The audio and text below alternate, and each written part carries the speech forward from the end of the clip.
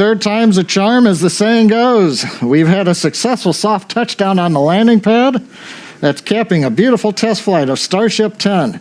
As a reminder, the key point of today's test flight was to gather the data on controlling the vehicle while re-entering, and we were successful in doing so. We had a nominal ascent. We had the maneuver to place Starship horizontal when we reached 10 kilometers, right on time. And then during the subsonic entry, it appears we had good control of the vehicle using the front and aft flaps. And as we approached the landing pad, we successfully lit the 3 Raptor engines to perform that flip maneuver. And then we shut down 2 of them and landed on the single engine as planned, a beautiful soft landing of Starship on the landing pad at Boca Chica. Also, a congratulations to the Starship team in Texas.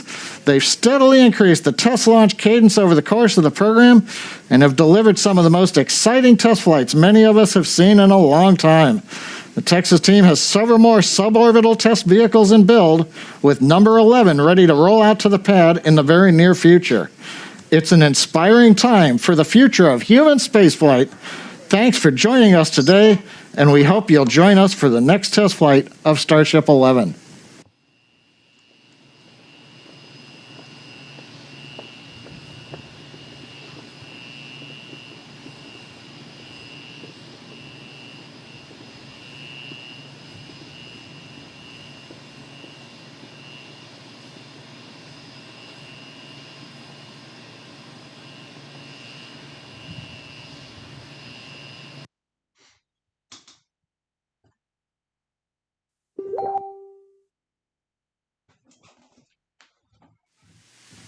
This is Shuttle Launch Control, T-minus 3 hours and holding. Here's our commander, Chris Ferguson. He's in the suit-up room. He's having a fit check of his helmet. He's our commander on this flight, and going over to pilot Doug Hurley.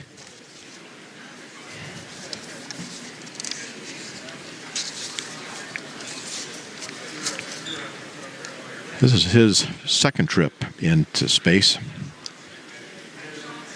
He completed his first space flight on STS-127, and he's logged more than 376 hours in space.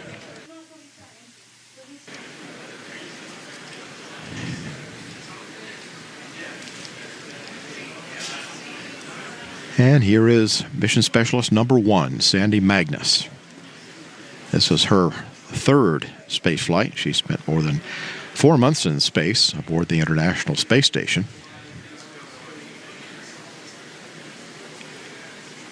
She flew on STS-112, logged 11 days in space, and then 4.5 months after being on board the space station as a member of the Expedition 18 crew. This is Rex Walheim. He's our mission specialist number 2. He's making his third space flight. He's spent more than 24 days in space on STS-110 and STS-122, and he's had 5 spacewalks totaling more than 36 hours. And he's served very effectively as the chief of the EVA branch. So the crew now is finishing their suit-up activities, and they are scheduled to leave for the launch pad in just about 25 minutes. And here they come.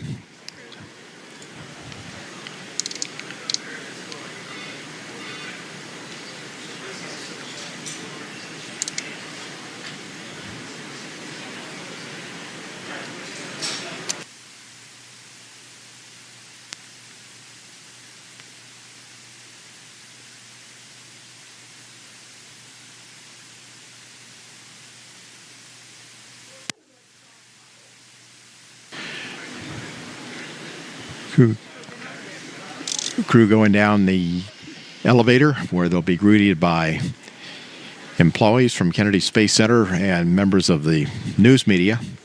This is the same elevator that's been used by the astronauts ever since Apollo.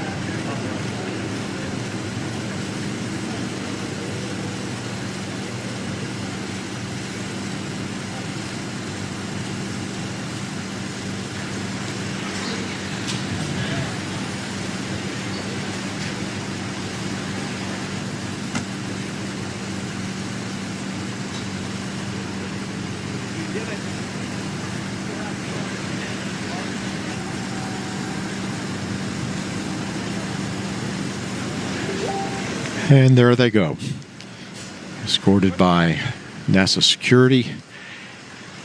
Also be a helicopter flying overhead.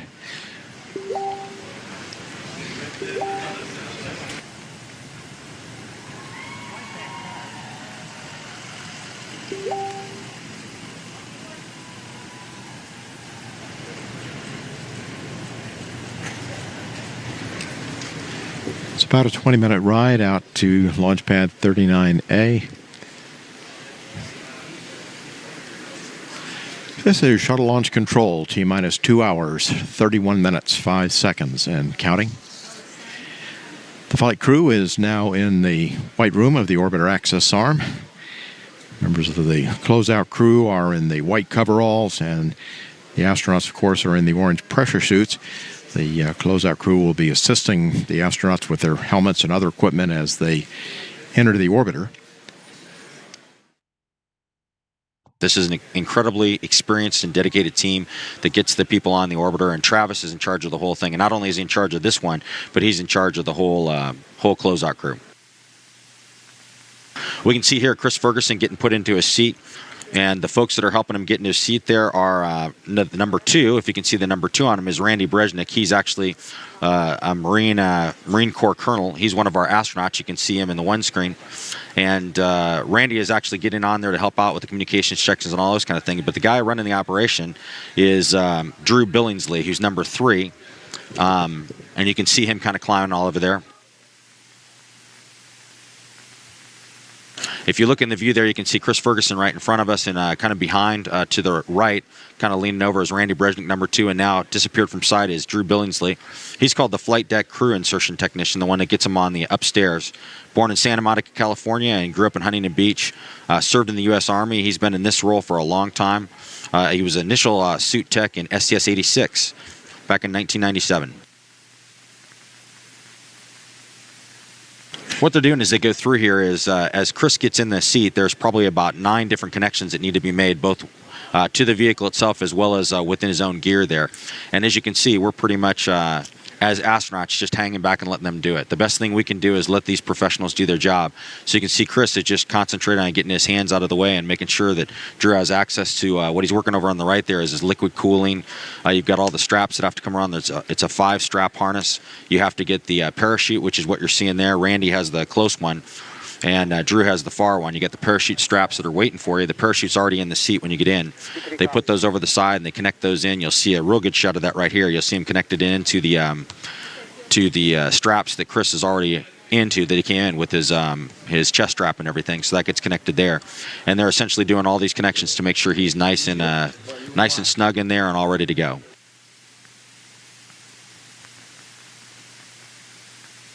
So you talk about the 2 guys in there. Drew is this will be his 11th mission. I'm trying to remember Randy, and this is Randy's first one as the number 2. So this is the first time he's actually inside the vehicle doing this setup here. So I'm sure he's having a lot of fun. And this looks like Doug Hurley. Yes, it'd be Doug Hurley going in, Marine Colonel. He is flying as the pilot on this flight. This is his second flight. Flew a few years ago on 127. And he's being helped there. You can see the guys out in the white room. They get everybody ready to go. Number 4 there is Renee Arians. He's another longtime member. And by the way, all the guys that we've talked about so far are USA employees, other than Randy Brezhnik, of course, who's the astronaut. But Renee has been with the United Space Alliance for a long time. 27 years in the space program. He's been for 40 launches. And he's just doing a great job for us. He's been the OVCC. He's actually had Travis Thompson's job. Travis is number 1.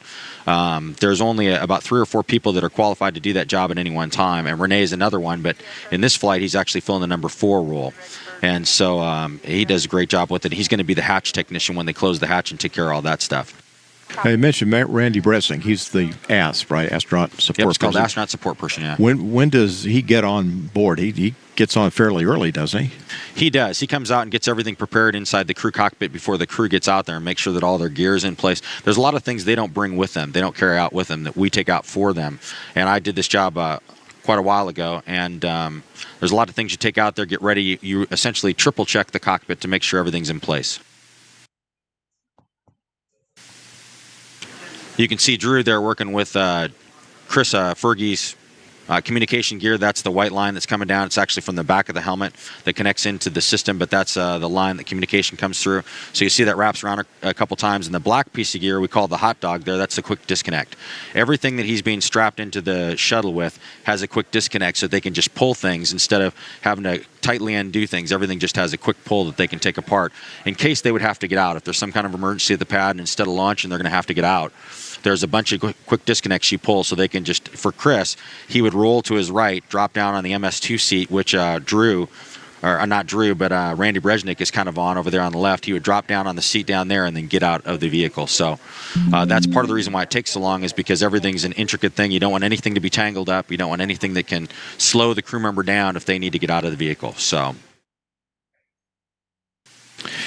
And this is Sandy Magnus. She's our mission specialist number 1. So when she gets in, I think she's going to be on the flight deck in the aft right seat. Step 628. That's correct. We got a good view of it now. They are complete. And Doug has gotten in from the middeck, and you kind of have to go in through the middeck, through the hatch, and in the middeck you kind of take a right, about a 90-degree right. You have to go through the ladder access, which normally when you're vertical you'd be climbing the ladder. In this case you're going right, and then you actually crawl on the aft panels, and you can see in the the middeck, middeck. you kind of take a right, about a 90-degree right, as he gets. you have to ready go through the ladder in access. vehicle. So we've got things down there that protect the aft panels. Certain place where you can stand, like you notice, for instance, Randy's not standing on the switches. We can't stand there. But it's kind of intricate. You have to weave your way around. And so you come in the hatch, you turn to your right for about 90 degrees, go about 5 feet. You drop down to the aft panels, aft lower panels of the flight deck, and then you climb up on the Mission Specialist 2 seat, and then you have to get yourself up in the pilot or commander seat. So these are the hardest 2 seats to get into, and it's kind of a monkey bar thing. There's a grip up there that they grab with their hands, and then they put their feet up there, and oftentimes you'll see the technicians, either Drew or Randy, helping them get their feet up there and get all situated. And then the critical thing is getting yourself on the parachute correctly. You want to get yourself all the way down in the seat, as far as to the seat pan as you can, because the shoulder straps of the parachute can be quite painful if you don't get those a little bit loose. So you want to make sure you're as far down in the seat pan as possible. So you'll see a lot of adjustments here where they're pushing on them and pulling on people and getting them in the right place. And it's kind of a manhandling task. Obviously with the suit weighs a lot. It usually weighs about 50 to 60 pounds. And so they're carrying a lot of extra weight, and it's bulky, and it's hard to get where you want to go. And that's why we have so much extra help in there for these guys. This job is almost impossible to do yourself on the ground. On orbit, it's pretty easy. You just have to set things up, and you're floating, so it's a lot easier. You can move around a lot more readily, and the bulkiness doesn't hurt you nearly as much when you're in zero-G. CMT and MET adjustment is complete. Ready for IMU platform positioning. Copy that. Next milestone is a check of the orbiter's flight controls. TLS is go for purge sequence 4.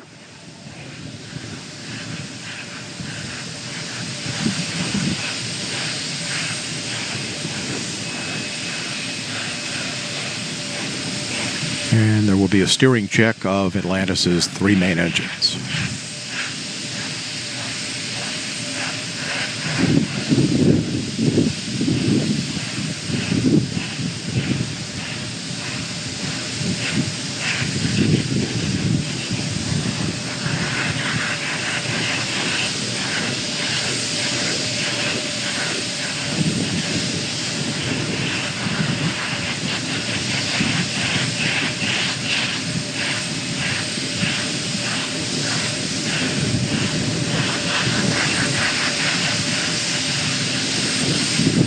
Verifying now that the main engines are in their start position.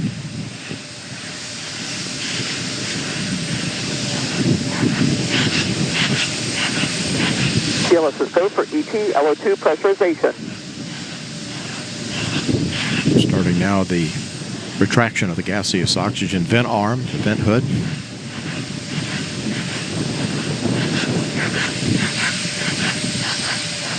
TLT OTC, clear caution warning memory. Verify no unexpected errors. Fuel cells going to internal. External tank camera being activated at this time. OTC, PLT. No. Copy that.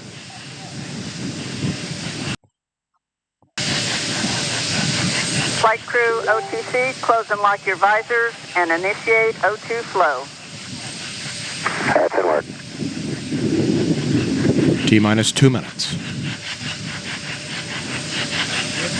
GLS is safe for ET LH2 pressurization. Solid rocket booster camera is being activated.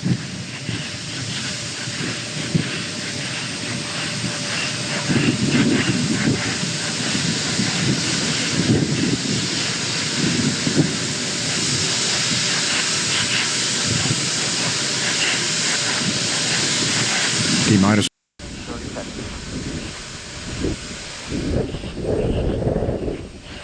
Меня слышно?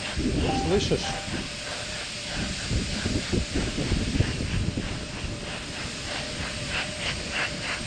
Sound suppression water system is being armed. Так, а в наушниках меня слышно?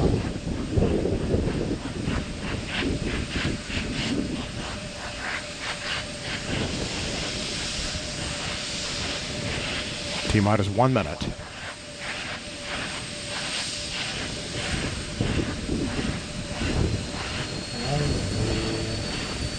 Наушники меня слышно? But oxygen and liquid hydrogen fill and drain valves are closed. Сейчас должно быть слышно. T-minus 40 seconds, handing off to Atlantis' computers at T-minus 31. T-minus 35, 33, Clock will hold at T-minus 31 seconds due to a failure.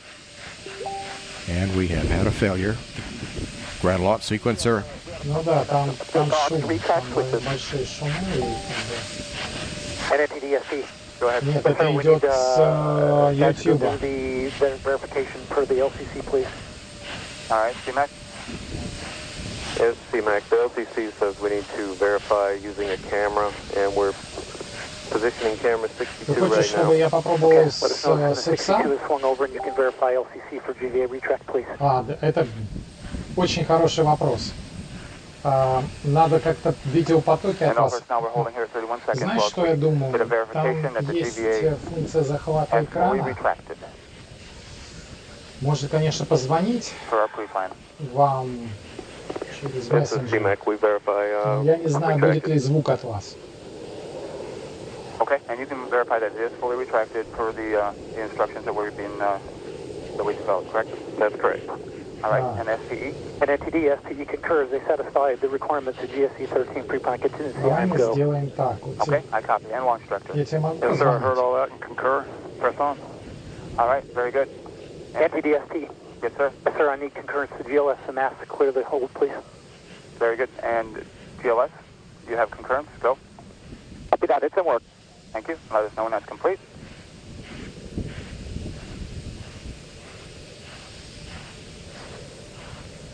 NNTD, we have it in work. All right, guidance.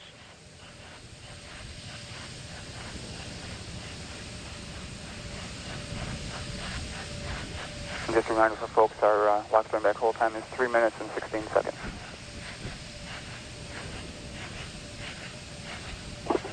NTD, CTLS on 212. We're ready to go. All right, very good. And launch director, with that cleanup, we're going to go ahead and proceed. Yes, sir. Please do. All right. And all personnel, we are going to pick up the clock here momentarily. And GLS, you can resume the clock on your mark. Copy that. Countdown clock will resume on my mark. 3, 2, 1, mark. T-minus Go for auto sequence start. handoff to Atlantis' computers has occurred. Solid rocket booster nozzle steering check and work. 20. Firing chain is armed. 15. Go for main engine start. T-minus 10, 9, 8, 7, 6, 5. All three engines up and burning. 2, 1, 0, and liftoff. The final liftoff of the space shuttle. America will continue the dream. Program, Houston. Roger, roll, Atlantis.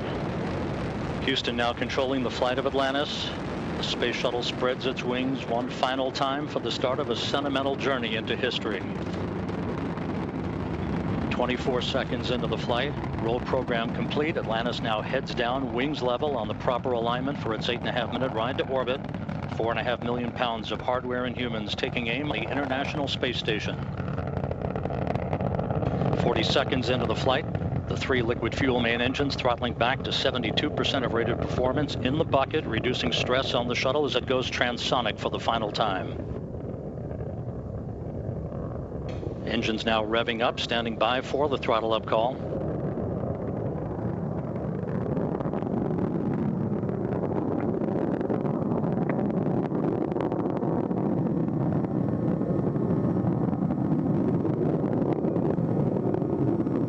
Atlantis, go at throttle up, no action, DPDT. Go with throttle up, no action on DPDT. That call from Capcom Barry Wilmore, a transducer, instrumentation only, no action required.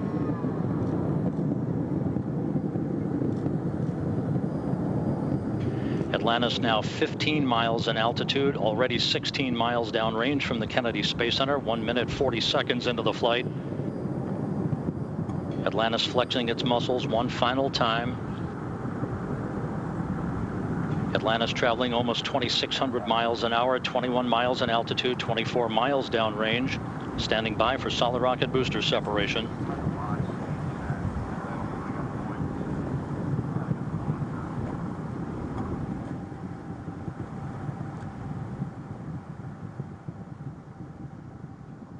Booster officer confirms staging a good solid rocket booster separation. Guidance now converging. The main engine steering the shuttle on a pinpoint path to its preliminary orbit. 2 minutes, 20 seconds into the flight. Atlantis already traveling 3,200 miles an hour, 35 miles in altitude, 50 miles downrange. The propulsion officer reports the orbital maneuvering system engines have ignited. Atlantis kicking on its afterburners for 1 minute, 23 seconds for the final phase of powered flight. Atlantis, 2-engine TOW. 2-engine TOW. That call from Capcom. Single pane day, so in the event of contingency, you're in plane plus 230 on the ecal page. No comm VIs when you're ready to copy. Okay, in plane plus 230, go ahead. Press to ATO, 10.8. Press to MECO, 14.7. Press to ATO, 10.8. Press to MECO, 14.7. That's a good readback, Atlantis. Because of the slightly late launch time, Capcom Barry Wilmore reading up to pilot Doug Hurley the updated abort boundaries for Atlantis, which is flying on the singular power of its 3 liquid fuel main engines, draining 0.5 ton of fuel per second from the shuttle's large fuel tank. 3.5 minutes into the flight, Atlantis traveling 4,200 miles an hour, 54 miles in altitude, already 120 miles downrange from the Kennedy Space Center. 3 good main engines, 3 good auxiliary power units, 3 good fuel cells for Atlantis.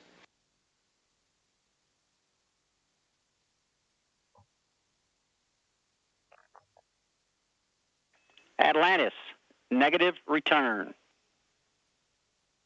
Negative return. That call from Capcom Barry Wilmore.